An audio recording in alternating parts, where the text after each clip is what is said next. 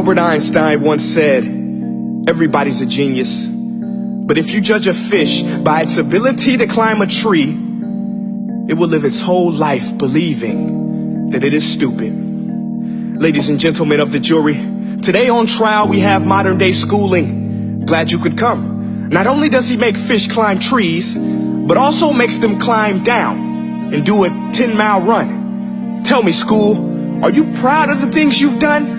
Turning millions of people into robots, do you find that fun? Do you realize how many kids relate to that fish swimming upstream in class, never finding their gifts, thinking they are stupid, believing they are useless? Well, the time has come, no more excuses. I call school to the stand and accuse him of killing creativity, individuality, and being intellectually abusive. He's an ancient institution that has outlived his usage. So, Your Honor, this concludes my opening statement, and if I may present the evidence of my case, I will prove it. Proceed. Exhibit A. Here's a modern day phone. Recognize it? Here's a phone from 150 years ago. Big difference, right? Stay with me. Here's a car from today. And here's a car from 150 years ago.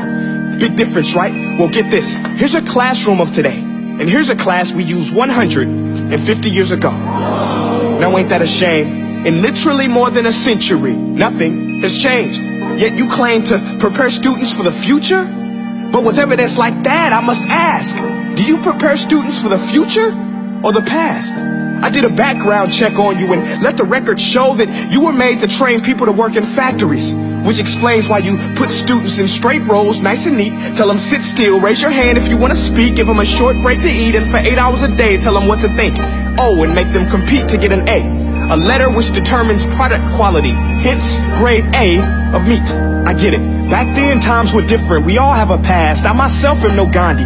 But today, we don't need to make robot zombies. The world has progressed. And now we need people who think creatively, innovatively, critically, independently, with the ability to connect. See, every scientist will tell you that no two brains are the same. And every parent with 2 or more children will confirm that claim.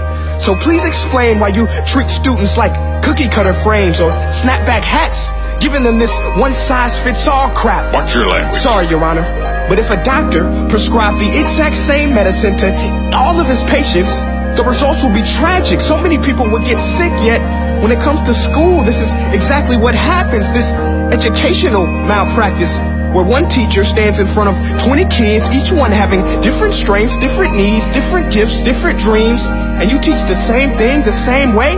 That's horrific. Ladies and gentlemen, the defendant should not be acquitted. This may be one of the worst criminal offenses ever to be committed. And let's mention the way you treat your employees. Objection. Overruled. I want to hear this. It's a shame. I mean, teachers have the most important job on the planet, yet they're underpaid? No wonder so many students are short-changed. Let's be honest. Teachers should earn just as much as doctors, because a doctor can do heart surgery and save the life of a kid. But a great teacher can reach the heart of that kid and allow him to truly live. See, teachers are heroes that often get blamed, but they're not the problem. They work in a system without many options or rights. Curriculums are created by policymakers, most of which have never taught a day in their life. Just obsessed with standardized tests. They think bubbling in a multiple choice question will determine success. That's outlandish. In fact, these tests are too crude to be used and should be abandoned, but don't take my word for it. Take Frederick J. Kelly, the man who invented standardized testing, who said, and I quote, "These tests are too crude to be used and should be abandoned." Ladies and gentlemen of the jury, if we continue down this road, the results will be lethal. I don't have much faith in school, but I do have faith in people. And if we can customize healthcare, cars, and Facebook pages, then it is our duty to do the same for education, to upgrade it, change it, do away with school spirit, because that's useless. Unless we're working to bring the spirit out of each and every student, that should be our task. No more Common Core. Instead, let's reach the core of every heart in every class. Sure, math is important, but no more than art or dance. Let's give every gift an equal chance. I know this sounds like a dream, but countries like Finland are doing impressive things. They have shorter school days. Teachers make a decent wage. Homework is non-existent, and they focus on collaboration instead of competition. But here's the kicker, boys and girls. Their educational system outperforms every other country in the world. Other places like Singapore are succeeding rapidly. Schools like Montessori, programs like Khan Academy, there is no single solution. But let's get moving, because while students may be 20% of our population, they are 100% of our future. So let's attend to their dreams, and there's no telling what we can achieve.